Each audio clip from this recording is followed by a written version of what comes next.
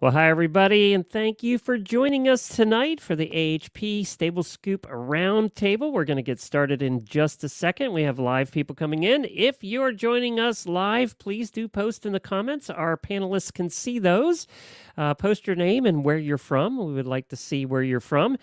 And if you have any contributions tonight, if you have any questions or anything, you can post those there too. We're going to get started in just 1 second for the audio version of this on Stable Scoop. But I do appreciate you hanging around. I have a fun announcement for you guys tonight that involves winning thousands of dollars of prizes. So that'll be a first. We're announcing it here before Horses in the Morning tomorrow morning. So that'll be coming up as well. So you're going to want to hear that. We have somebody from California. Appreciate you joining us. Sometimes if you're in the private auditor room, we don't see your names, so you'd have to type your name. There's Candy from California, Nicole from North Florida. Hi, Nicole. I see your whole name for some reason. I don't know why. Sometimes we see them and sometimes we don't. But thank you for joining us. We have a fun show planned for you tonight. We're going to talk about some fun stuff. So I'm going to get started here. I'm going to do myself a little countdown for the audio version, and we'll get this party started. Let's get this going. And in 3, 2, 1.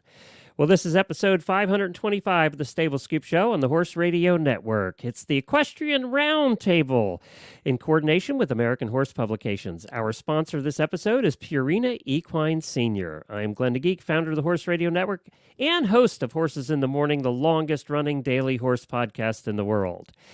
We're excited about our partnership with American Horse Publications. AHP is an association of equine journalists, and HRN has been a proud member for many years. Each roundtable from now on will have 2 members, tonight 1, and 1 listener. We're excited to be also broadcast on the AHP Facebook page as well. So welcome, fellow journalists. I'll be your host and moderator tonight, and I have some opinions, so I'll probably throw those in occasionally, but mostly, hopefully, it'll be the panelists talking tonight. If you're watching live, welcome. This is the first show that we're combining live video and audio. So if you miss any part of tonight's show, you can go catch the rest of it on our Stable Scoop podcast feed tomorrow.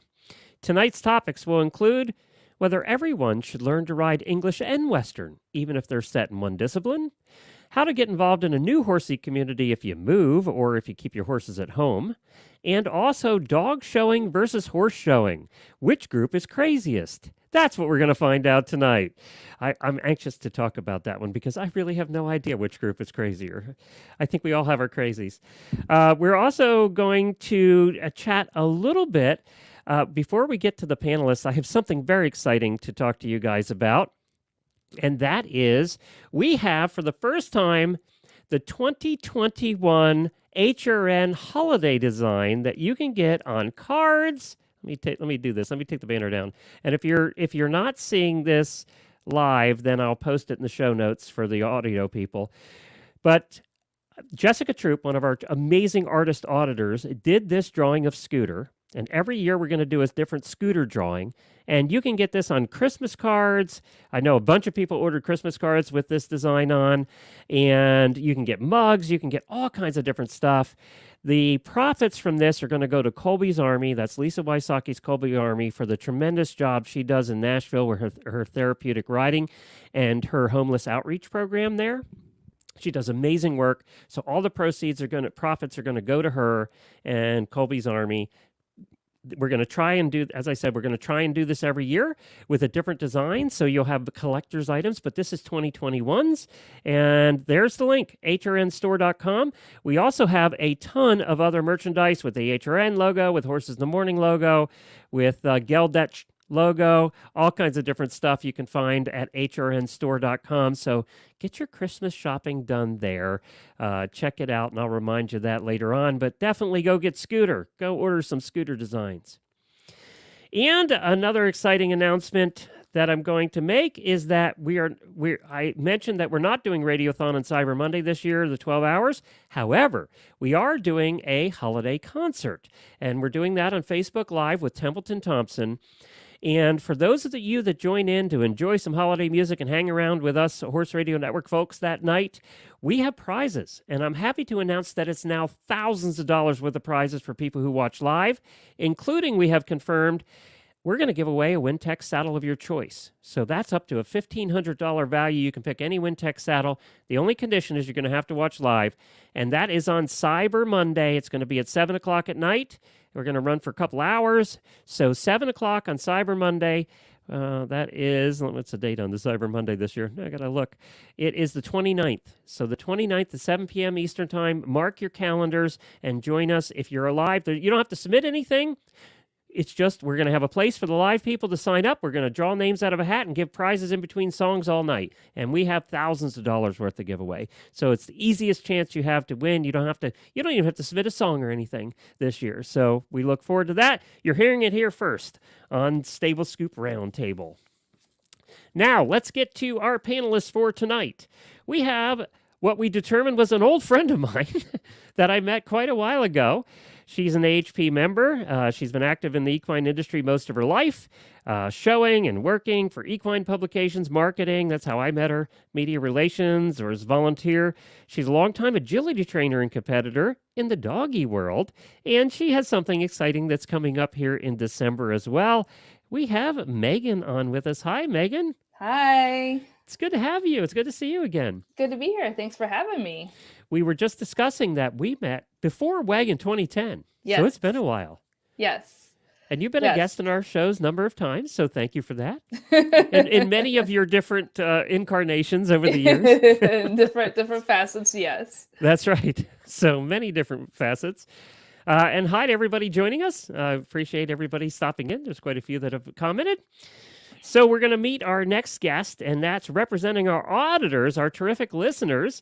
We have somebody who's been to my studio and hung out with Scooter. She's met that Scooter that you saw on that Christmas card, and that is Claire Kirsch. Hi, Claire. Hello. I think I gave Scooter some belly scratches. You did. You might have given him a carrot or two, too, yes. I think. And please tell everybody Scooter's as cute in person as he is in pictures. Oh, my gosh. He's cuter in person.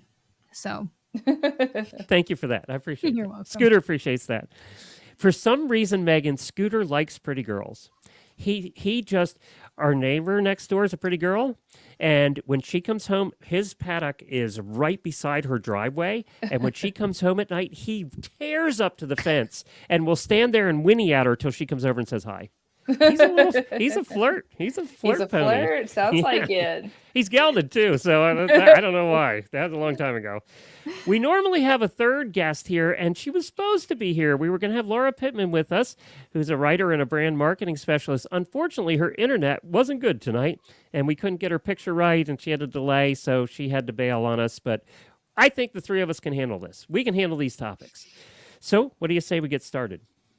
Let's do it. Actually, Laura had a question I think is an interesting one.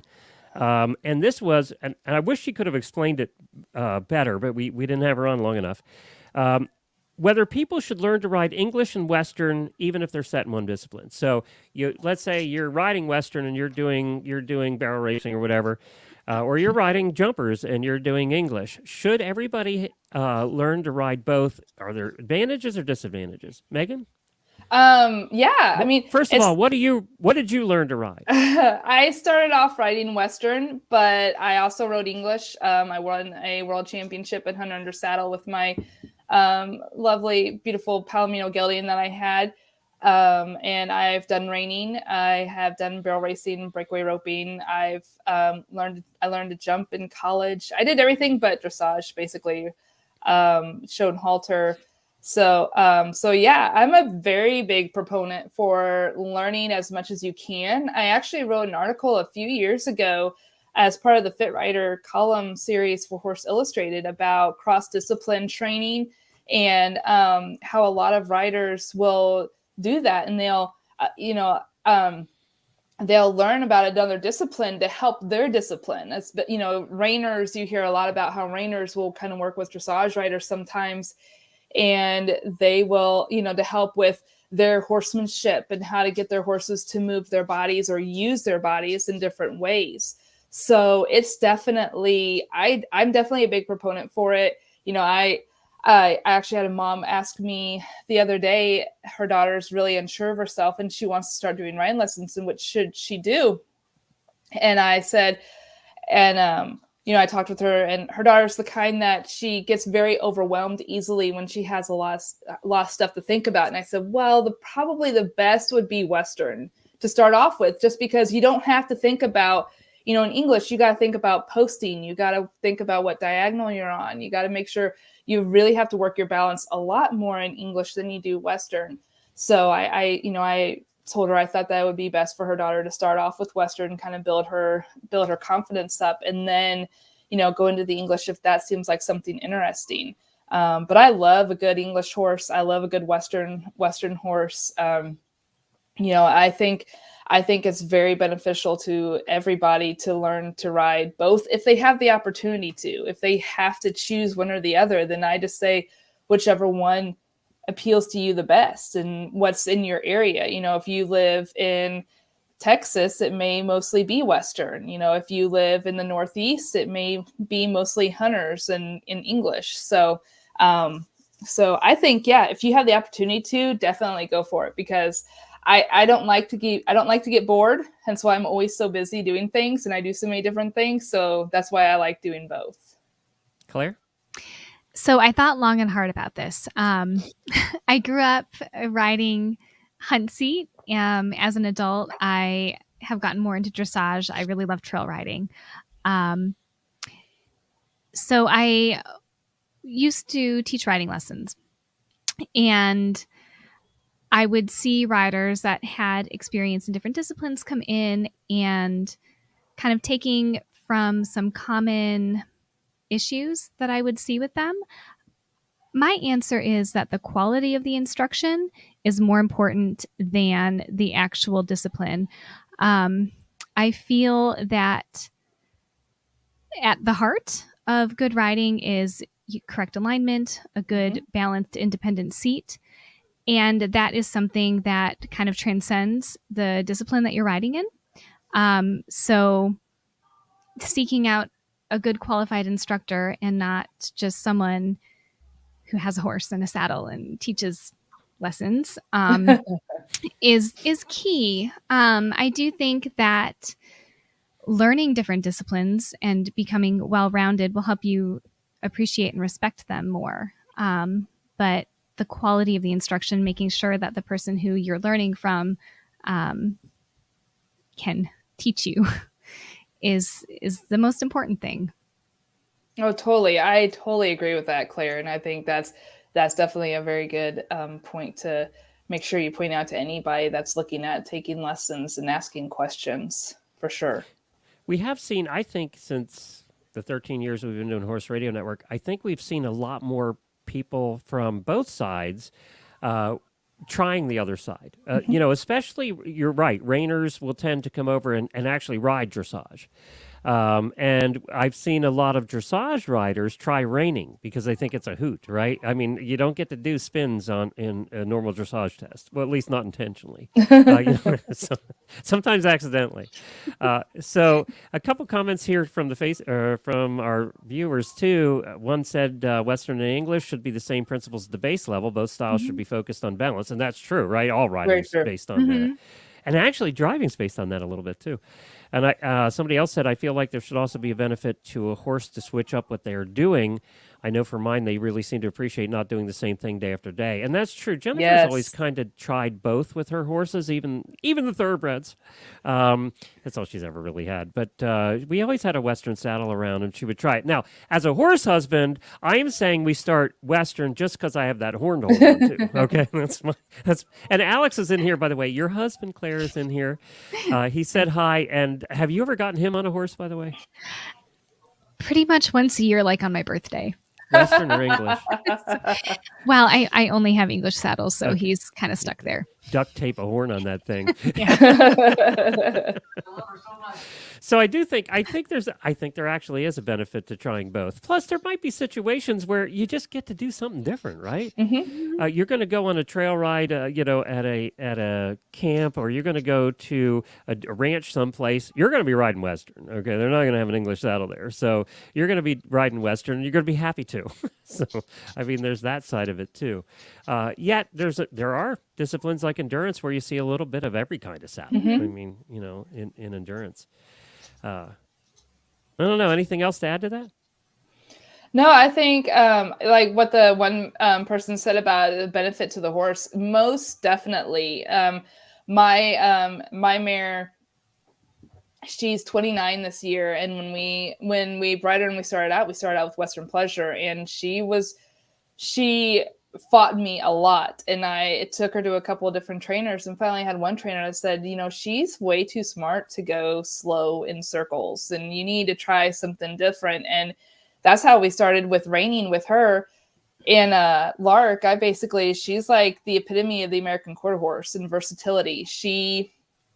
I showed her in Western Pleasure, even though she was 14-2 on a very good day and in need of a hoof trim. I would show her in hunt seat and at the open shows, and she could out trot with a flat knee, any of the 16-handers, and do really well in hunter saddle. I showed her in reining. I trained her for breakaway roping and used her in goat tying, and and she does it all. And she still to this day, my daughter rides her. I ride her. Started riding her in ranch riding at some local show circuits this summer, and also it's definitely very good for the horse, and it's very good for the rider to switch up if they have the ability to, because you learn so much. I don't know if you remember, Glenn, but at Rolex, they used to have, well, now it's Land Rover, but when it was Rolex, they used to have the Kentucky Cup, which was the reining, and it was an FEI event. It was also a precursor to the World Equestrian Games when it was held in Lexington. And they had, for a couple of years, they had one night where they would, during the freestyle, they would invite some of the eventers to come in and rein. And so you had the O'Connors come in, you had like a lot of the top eventers come in and rein for the first time. And it was always fun. And you had so many people come over from cross country day and walk all the way over to Alltech Arena to watch. So yeah, it's definitely a benefit for anybody and everybody. So one of our other viewers, and we don't see your names a lot of times. It just says Facebook user. That's why I'm not using names. So I apologize for that. But it says, my mom's Rainer Steel Buns basically brought Coach Charlotte Bernal back from surgery by becoming her quiet dressage horse, and loved it. Awesome. So yeah. And I think a lot of trail riders I know that also show on the English side will sometimes have an Aussie or Western saddle for the trail riding side of things, just because if they're going to go out for 4 or 5 hours, it's more comfortable, right? So, and you can slouch a little bit more. There's places to attach your saddlebags. Yes. Yeah, exactly. Yes. You gotta bring the beer somewhere. So. Well, great. Good conversation. I'm sorry, Laura, you missed your own question. I apologize for that, and hopefully we'll get you on here some other time when your internet is more cooperative. I know that Megan said that Comcast is having all kinds of problems today, so that could be the problem too. Let's talk a little bit about our title sponsor, and that's Purina. Do you have an older horse that's trying to age gracefully? Trust the future with your old friend to the #1 equine vet recommended senior feed. Purina Equine Senior and Senior Active Horse Feeds are backed by unparalleled research to support the unique needs of the horses as they age. Both patented feeds include active age prebiotic technology to support optimal immune function, mobility, and the appropriate metabolic response in aging horses.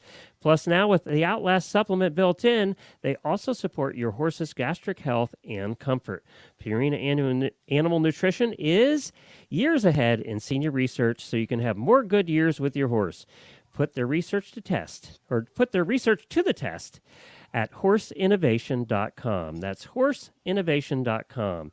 And actually, my pony Scooter, even though he's only 13, gets that because he's also a fat little bugger. And this senior feed actually works quite well for him. It doesn't put weight on him, which is ironic because it really should help with that. But for some reason, the way he digests this, it works well for him. So he uses that.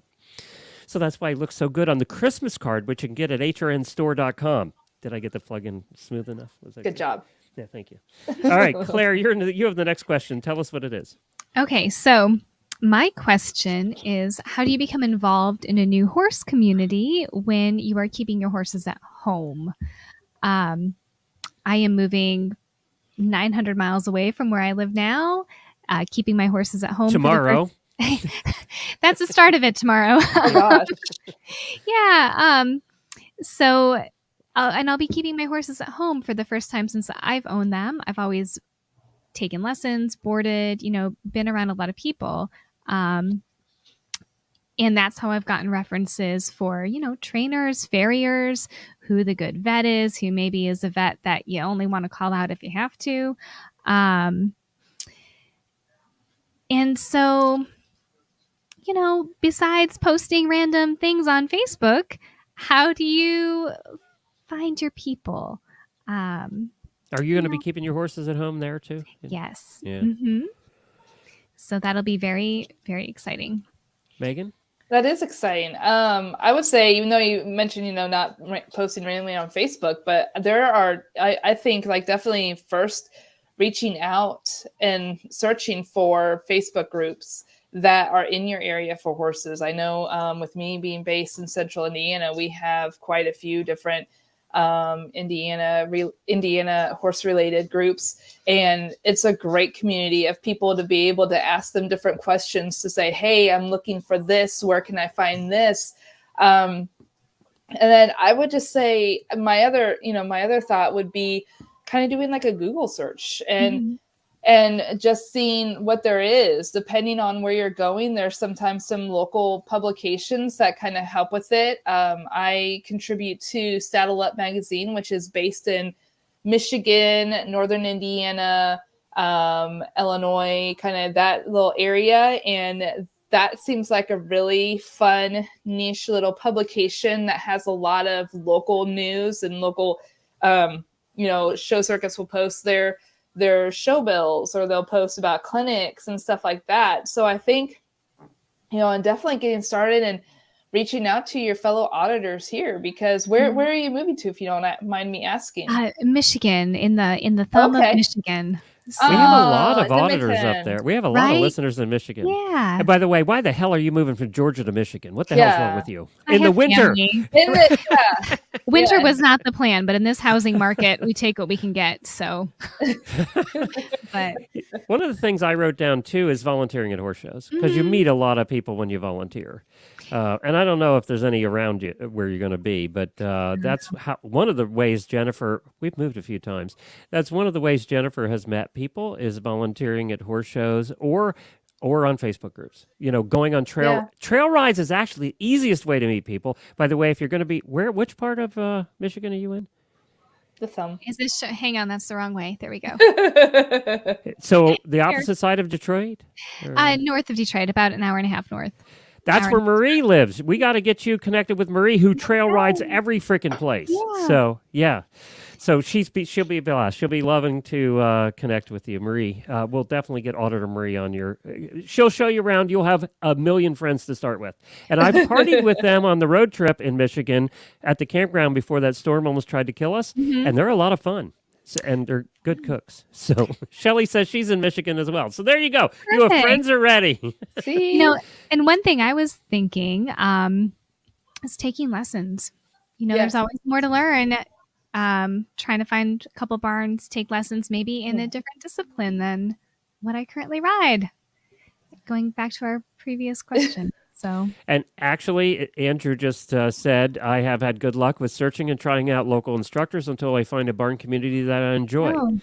There you go. I also second Glenn's going to horse shows, even if they're just local backwoods fun shows. So, yeah. Yeah, and Michigan also does have a trail community that does group trail rides. So I know you like trail riding. You'll be the only one in an English saddle, but that's okay. You're allowed to stand out. We won't tell anybody. Yeah. But yeah, Claire, I would suggest then definitely looking up on Facebook, Saddle Up magazine. It's saddle space up with an exclamation point. But that is a great little community magazine, and they put a lot of stuff out, and she shares stuff on Facebook from the magazine itself, and it's free, and you can find it at local feed stores and tack dealers and stuff like that. But that would be a great in looking at some things in the local area, and it already sounds like we're, I mentioned reaching out to auditors, and sounds like we're already getting you a nice little community, and didn't even know it.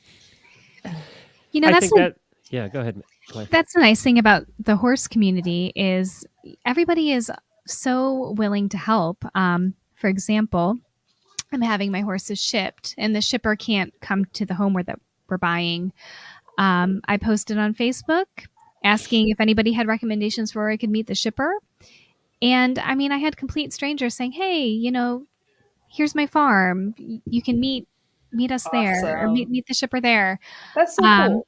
right. So kind of gives you a warm fuzzies for moving to a not strange place, but new place. New place. Yeah. Totally. Michigan has god awful roads. I'm going to tell you that too. Oh, Their yes. roads are horrible. I am aware. It's so funny. You went across from Ohio to Michigan, and immediately when you hit the line, it's like, Oh, yep. You know. So. And wicked storms too, apparently. But that's apparently only when we're there. So you'll be fine. We liked Michigan. I'm not picking on it.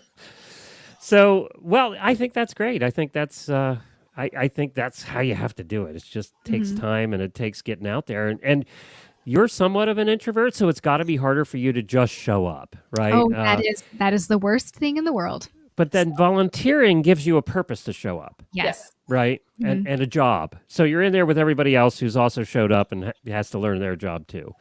We have volunteered at some shows.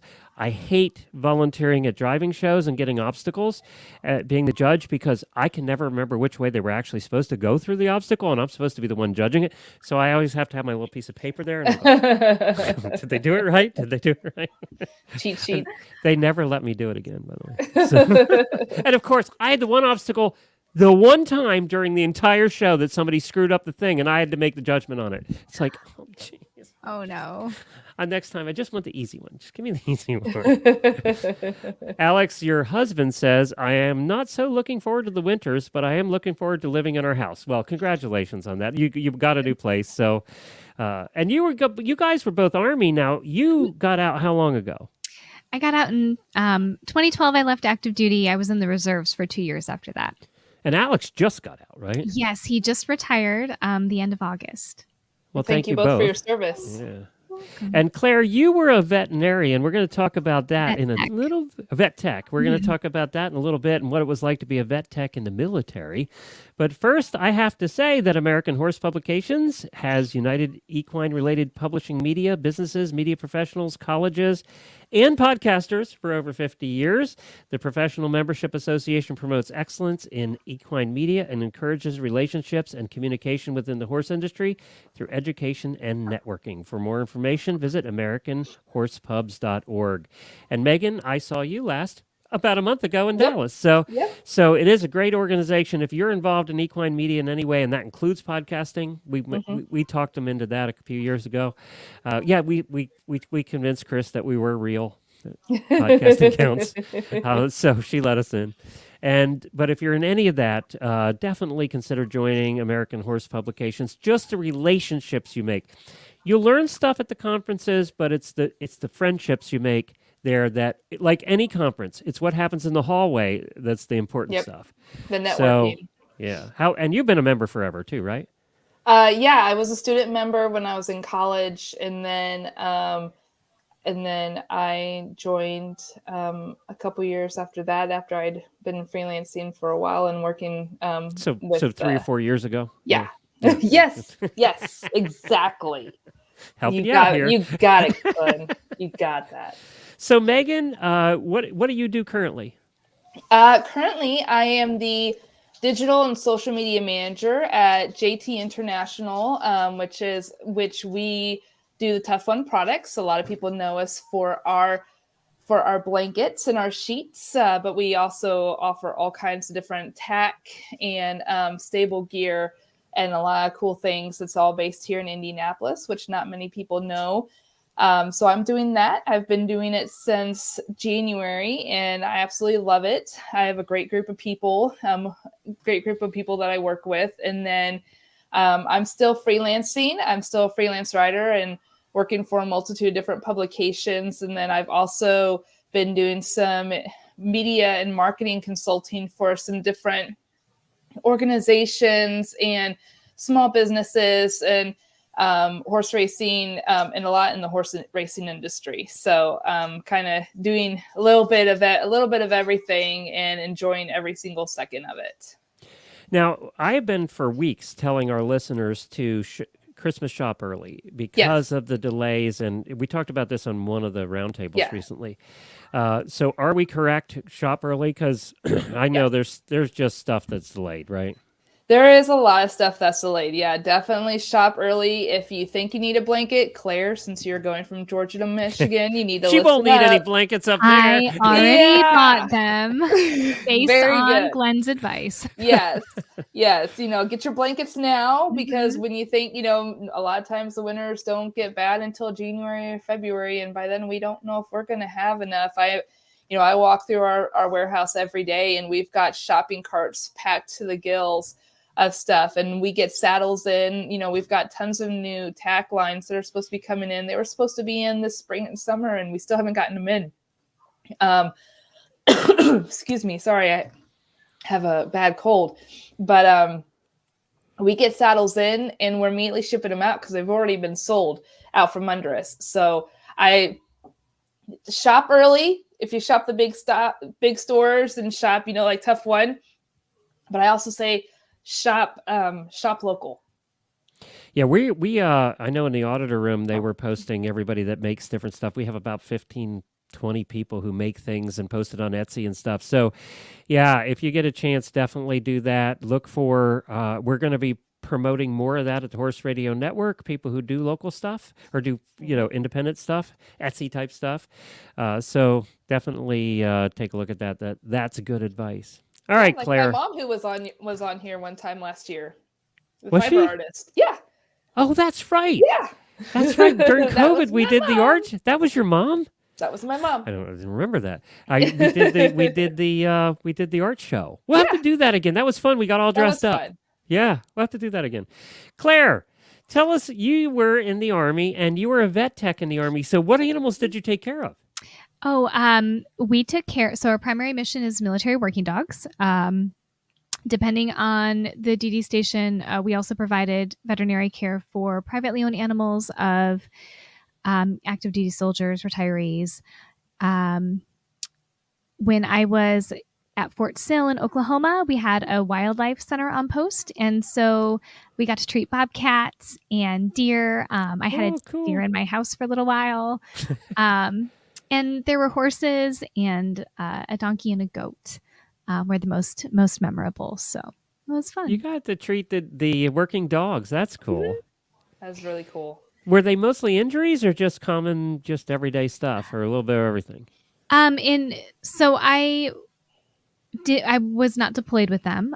So typically we saw them for their annuals, physicals, dentals, routine things. We thankfully did not have to treat a lot of major illnesses or injuries. Mm-hmm. Now, what age would they work them to? At what age did they retire them? It depended on the individual dog.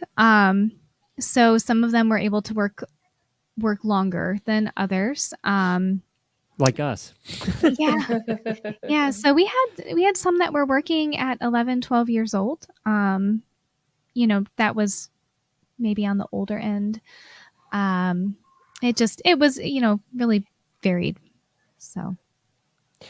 That's a perfect transition into our final topic today. Now, I don't know that this is going to be a discussion, more of just us peppering Megan with questions is what it's going to be. But Megan, tell us what you wanted to talk about. So anybody that knows me knows that I also, as much of a horse person as I am a dog person. I come from a long line of dog breeders and handlers. I'm actually a fifth generation dog show handler. My dad was a professional handler and bred golden retrievers. They had the #1 dog in the nation a couple of years before I was born. My sister is a retired police canine officer. My grandmother and aunt were judges and breeders, long line. So I never really got I really wasn't much of a dog person until I was in college, and I really wanted a corgi, and I got my first corgi when I graduated. Her name was Dallas May. Her registered name was Frontier's Honky Tonk Badonkadonk. Because corgis There's just no have limit that on badonk. name size. There is. That's why the Honky Tonk Badonkadonk was one long word. And I started agility with her because my grandmother actually With a corgi? With my corgi, yes. We had a conversation years ago, Glenn, and you're like, corgis cannot be very good at it. And I said, remember yes, picking on you about your corgi doing agility. So I started the jumps agility. are this big. They're 4 to 8 to 12 inches tall. It depends on the height of the dog. They measure for agility. They measure to their withers for their jump height. You mean they don't measure to the bottom of their bellies? No, they should though. They should for some of them. But that's a whole another topic. But so I started doing agility when I lived in Lexington because I was living in an apartment and I was just like, okay, you need a job. I was like looking at Dally. I was like, you need a job and I need something to train because I was used to training horses.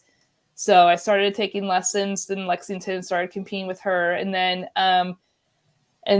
a few years later, I got La Mesa, who was the dog you saw in the picture of my little slide. Let me show that again. That's La Mesa. Yes, my little dancing what kind bear. Is that? She is a Swedish Valhund.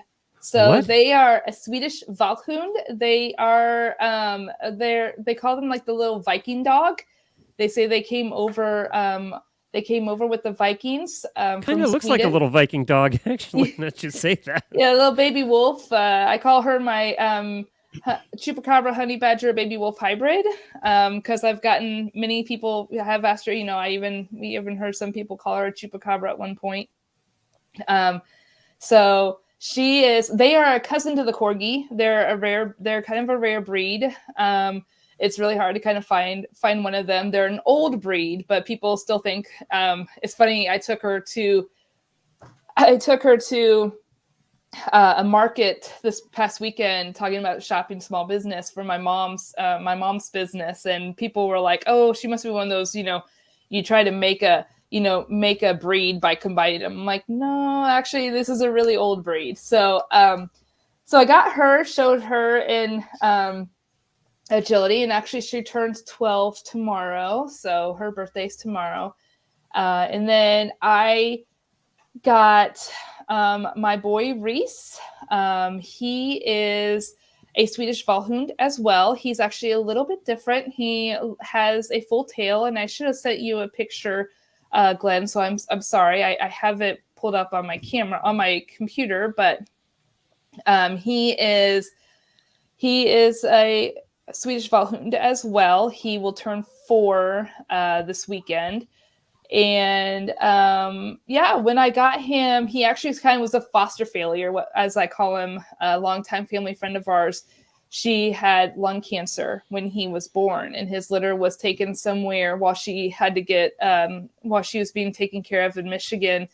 And when she got him back, he was scared of everything. And she just asked me, she said she brought him down at about 8 months, and she was like, he was 8 months old, and she goes, "I know you go a lot of places and you're really good at socializing. Can you just try to work with him some?" And I said, "Yeah, that's fine." So I took him in, and you can't, my daughter's 6 years old at the time. She was 3, and you can't, tell a kid, this dog's only staying here for a couple months. For 2 weeks or 2 months, and then we're going to give it away. Yeah, he's going to go back home. Yeah. So luckily, Sharon Pekarski was his breeder, and unfortunately, her lung cancer was not doing so well, and she said, "I want you to take him." He was the pick of the litter from her stud dog, and so I promised her that I would do, what she would have wanted with him, and that was to show him. I waited a little bit to show him. I kind of showed him here and there at a couple of shows, but I never really, I took a couple classes in conformation because it's very different doing conformation than agility. And I'm a tomboy, and I'm not used to a lot of that kind of stuff. And you mean I'm used to showing halter. Yes, dressing up. I'm used to showing halter and horses and halter, but that's, a horse is completely different than a dog, and, in size and everything. Let's get to the important stuff. Okay. Who's So crazier, horse people or dog people? it really depends. I have to say, if you've seen the movie Best in Show, there are those personalities at dog shows, but those are also those personalities at horse shows. My daughter shows miniature horses now, and there's some crazies at miniature horse shows, and I'm not talking just the miniature horses. And you see a lot of craziness at the different breed shows and stuff. So I think it really depends, but I think I definitely stand out in different ways because I'm very laid back at the dog shows, and I'm really just kind of like, okay, I go with the flow type of thing. So, but it really varies. There's a lot of people that it's hard to find shows where you can get points to show your dog, because you try to earn points, and it depends on how many dogs you beat as to how many points you earn. And if you have a good dog and you are talking within, like, there's like a Facebook group that it's called the Swedish Valhalla Point Builders, and people will be like, I'm going to this show, who's coming? And you can say like, oh, I'm coming, and all these people will say that they're coming, and so you enter the show, and you have to enter it like 2 weeks beforehand, and then you get to the show, and sometimes, depending, and I've run into this already, and just like the 1 year that I've been showing, people find out that I'm coming with Reese, and they don't show up, so I end up showing by myself. And it's kind of one of those, it's really just kind of like, come on now. Because they know Reese is going to win? Yeah. He's, in fact, well, that's kind of sucky. That kind of defeats the purpose of trying to win and beat the best, right? Isn't that what you want to do? Exactly. We've run into that a couple of times. I've shown him at some shows. I've sent him with a professional handler. Actually, he's on his way home from California. He showed in California this past weekend, and won Best in Breed 3 days in a row out there. And, and the handler, she was like, we have to be careful saying, where we're going, because if people find out, that he's going to be there, they'll pull out. They won't show. And my parents ran into that when they were showing. So I never thought that I would run into it, but it happens. So, geez, Claire, are you surprised at something? It sounds very dramatic. It can be. It really can be. Yeah, it's pretty interesting. But it's really funny though, because there's a lot of like horse show people, especially in agility, and I've talked about this before. Like, a lot of horse people have gotten out of horses, or maybe from competing in horses, and they do agility. And that's kind of how I was. Like, when I was moving around so much, my horses were still in Indiana, and I was living in Oklahoma and Texas, and then in Kentucky. And so, I had Dally, and I could compete with her, and that was so much easier, without horses. And so there's a lot of horse people that do agility, and there's quite a few, like, there's some horse people that show conformation as well. So it's always kind of interesting comparing the two, for sure. But Claire, have you ever showed dogs? No, I have not ever shown dogs. I have had mutts that don't listen very well, so I don't think we would succeed. Well, purebred could still not listen very well. That's too. True. So. So, no, I have not shown dogs. So here's a question that I'm sure I'm not the only one wondering: how are costs of dog showing compared to horse showing? That's a good question. Is it as extravagantly expensive as horse showing? It depends. It's kind of funny. When I started dating my husband, and we were together at first, when we were living with each other, he would get mad at like my cost for an agility trial. I would enter an agility trial, and you would enter, like, I would show Dally in 2 runs, the standard and the jumpers with weaves, and I'd run La Mesa in the standard and jumpers with weaves. And so it'd be 4 runs a day, and it'd be a weekend. So, and the entry fee would be $350 total. Oh. And I know, right? So yeah, horse people were totally like, oh, yeah. And my husband would freak out, and he'd be like, that's so expensive. I was like, honey, when I was showing quarter horses and palominos, $350 is the stall fee. Right, exactly. Like that's just the stall Let's fee. We're not let's talking entries. We're not talking about the fuel to get there, Yeah, let's not mention hotel the I mean, F-350, right, and just your day-to-day expenses. right, right. So like I would explain to him like, just wait, and it's funny because he's learning that now that I'm showing some and my daughter's showing horses some. It's very interesting. He'll just be like, oh, now if you send your dog off with a professional handler, as Yeah, I okay. have So done, tell me how much that costs. Okay, you show up at a horse show and your dog's going to take it, or your professional handler's going to take it in a class. We just went over to the World Equestrian Center and they had a golden retriever show. yeah. First of all, I don't know how they judge them because they all looked exactly alike to me. I don't know how they, and the other thing is, how do all those women in the fancy dresses not have yellow hair all over them? There must be a lot of lint Right. rollers going on in dog Yes. shows. Yes. But how much you paying a handler to run that dog in a show? It really depends on the handler. My handler, Michaela Starr, she's absolutely amazing. She's handled Reese's daddy. Okay. and First of all, Mikhail, I hope you're not watching this, but that's a name right out of Best of Show, Right. the movie. That's a It is. perfect It's name perfect. for that. It's perfect. It is really perfect. I kind of laughed with AKC has their own like app and TV channel called AKC TV, and they'll do live streaming from different events. They were actually at the show in California that Reese was at this weekend. It was called Wolfstock. It was like all tie-dyed out 70s, everything. It was crazy. And Reese, when they did the groups, Reese was representing the Swedish Valhounds, and so they said her name, and they said Michaela Starr, and I was just like, wow, if only Michaela could hear that. But Michaela's great, and basically what you do is you have a contract with them, and a lot of times you split with other owners, so they'll take with them like 5 to 8 other dogs with them, and you'll split all the fees.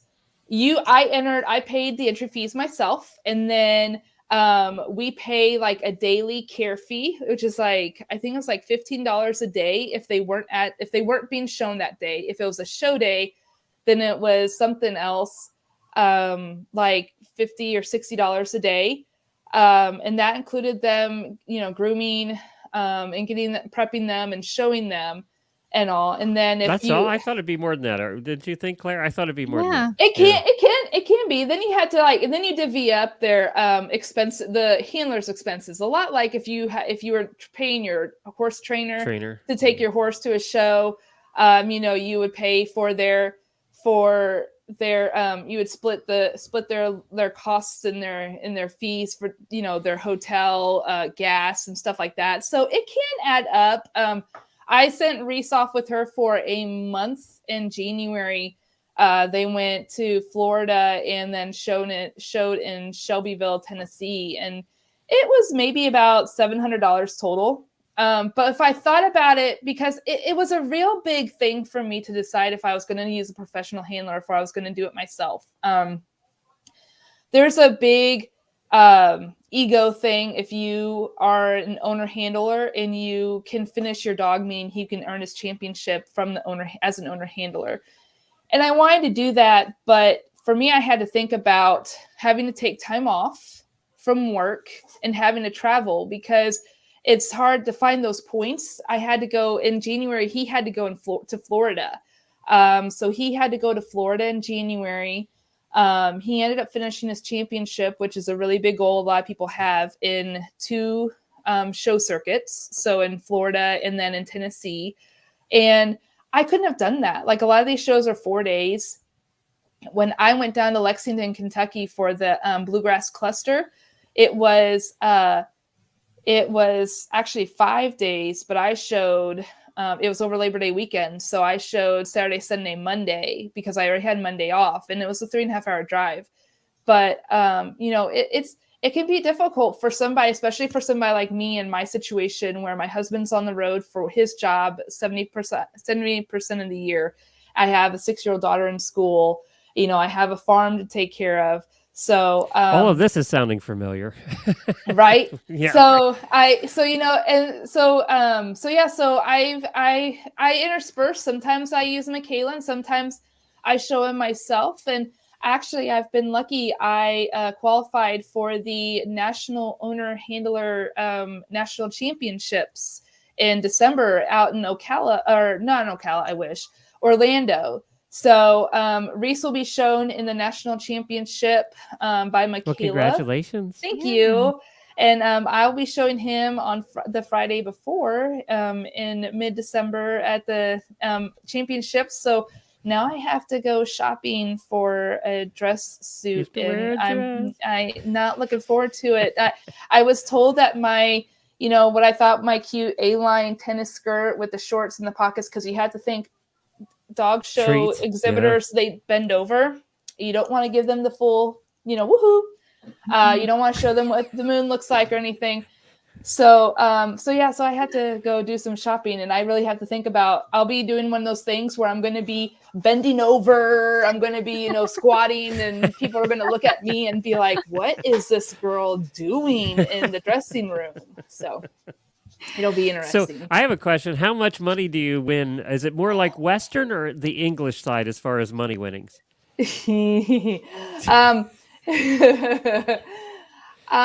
You win money if you are best in show. Unfortunately, one of the negatives of having a rare breed dog like a Valhund is the judges. Not a lot of judges know that much about them, so they won't judge them as fairly.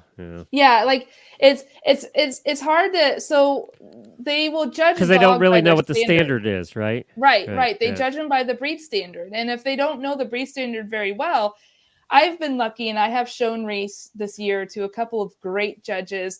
One judge actually put me, I call it, this is another like horse person and total neophyte thing. I call when the professional show, I call that the open. And I call the owner handler, I just say like it's the non-pro or the owner handled, and dog show people look at me like, when I say, well, when's the open groups? And they're like, what? And I'm like, the open groups. And they're like, you mean groups? I'm like, yeah, with the professionals, not the owner handled, the professionals, the open. And they're just like, and I'm like, sorry, I'm a horse person. This would be more like, the open. So, but I have had some judges. I've had one judge, and she's like, she's like, if the dog is good, I love these dogs. And if the dog is good, I will put them up because they don't get very much respect. So, best in show winners, they win money. Best in breed, I have yet to win any money. I've gotten some little swag from like Pro Plan and Purina and all. But sounds a lot like horse showing, doesn't it, Claire? Yeah, it's a lot like horse showing. You go for the ribbons and I see the ribbons and paper certificates. Yeah. Yep, you get those pretty ribbons and paper certificate that are behind me, and agility, you get big bars, and so yeah. So I was impressed with the number. As I said, we were at the World Equestrian Center, and the fact that they were holding the World Equestrian Center. World Equestrian Center is trying to do a lot of different things, and they are. Yeah. They're doing a lot of non-horse things, and dog shows is one of the things they want to do because they're set up for it. Right? Yeah. But there were like, it was hundreds of Colton retrievers. These are not small. I mean, No. There's a lot of dogs. There's a lot, and plus you have all your travel expenses. So I can see where it would be just as crazy. You don't have your board. That's the one thing you don't have, which is kind of nice. But yeah. Well, there you go.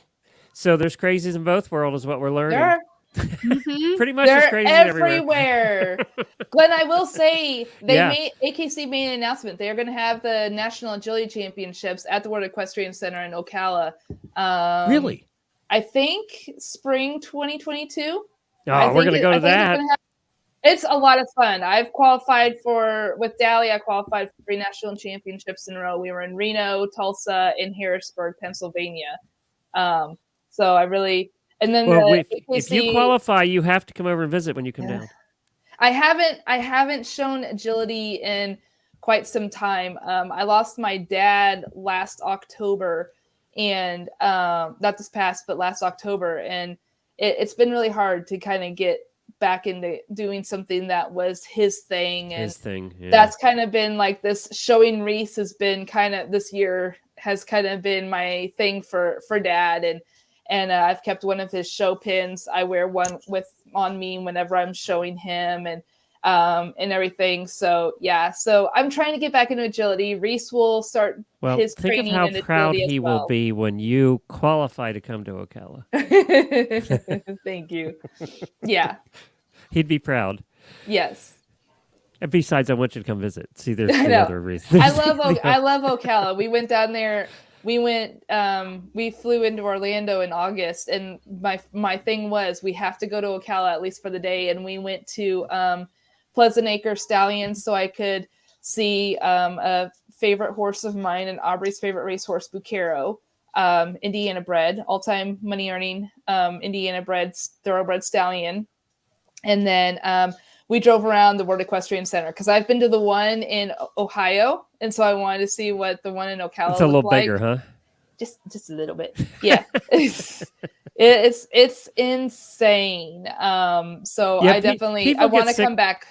I think people get sick of me talking about it, but because I talk about it a lot because we go there a lot. It's an experience all of its own. It definitely it's Disneyland for horse people. Yes. I mean, it really, and I think people think I'm making it up because no. You can't spend $1 billion literally and not come away with a nice place. I mean, it's a nice place. And they had a huge quarter horse show there in October. They had it going up against the All-American Quarter Horse Congress, which is a really tough sell as it is. But they were giving away bank. Like they gave a brand new F-150 four-door pickup truck to the winner of the 15 through 18 horsemanship. I don't even know if the girl that won it had her driver's license. Like they were giving away like $20,000-$30,000 at that show. I mean, the people, we need people like that in the horse industry. We need the Roberts. We need them to, continue investing in different ways to grow and evolve the horse industry. So they're interested, and we've had him many times on the shows, Mr. Roberts, and he's all for. He doesn't care if it's English or Western or whatever. He doesn't care. Matter of fact, he wants to do more English, and then of course the whole battle with the USEF is going on, which we won't get into now. But we've talked about it on the shows before.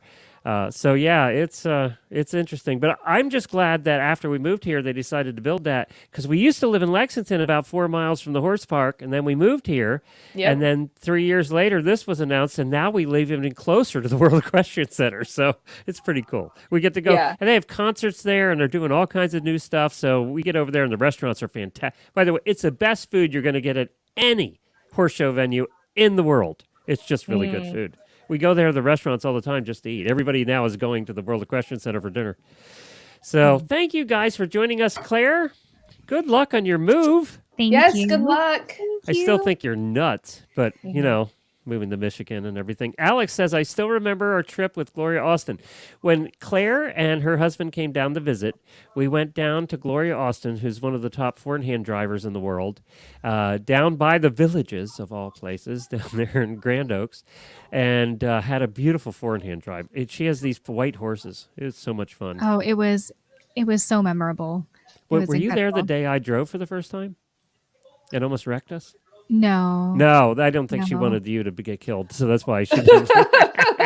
I did drive those horses once, four in hand, and I don't do four in hands. That's a lot of reins to keep track of, but it was fun. So that was a good time. I remember that day well. And Megan, where can people find you if they need to find you? They can find me on online. My website is meganarszmancommunications.com, or Facebook. It's under facebook.com/Megan Arszman's Communications. I'm on Instagram, MLA317. You can always see what we're doing at Tough One. You can see, I support as many different small businesses as I can. So you can follow them on my Facebook as well. And I'm just about everywhere. Terrific. And of course, you can find our sponsor, Purina Animal Nutrition. Go to horseinnovation.com. And also thank you to American Horse Publications for their media partnership. It's AmericanHorsePubs.org. You can find me. I'm host of Horses in the Morning, the longest running daily horse podcast in the world. I just came back from a podcasting conference in Tampa, and I was discussing it with some of the powers that be in the podcasting world, and we think it actually might be the longest running daily podcast now in the world. That's pretty cool, Glenn. We don't That's know amazing. of any of them that have gone that long. It's just because Just because Jamie and I are too stubborn to stop, I think. Just too stupid to stop. I don't know which. But we enjoy doing it and have a lot of fun doing it. And, I love working with Jamie and all the other hosts there on Horses in the Morning. So you can find me at horseinthemorning.com or any of your podcast players. We have 20 shows on the Horse Radio Network. I saw that Mandy was in here tonight. She's host of the Lead Line podcast on the Horse Radio Network. And Mandy's I want to know what meetup. she's fixing for dinner. She said she was listening to us while she was fixing dinner. Sounds good. I know. And she's doing her meetup. Isn't Massachusetts? Isn't Equine Affair this weekend? I think it's this weekend coming up. And she's doing a meetup there. I know that the auditors are doing a meetup there. So everybody up in the Northeast that are going to the Big E, we're thinking about you guys. You're going to have fun shopping for Christmas. And we love your feedback. And if you want to find all of the links and everything, just look in the show notes. If you missed any part of tonight's live show, you can find the whole entire episode at Stable Scoop on your podcast player. I'll be posting that tomorrow. Thank you both for joining me. Thank you, Glenn. Thank you. Happy scooping, everybody.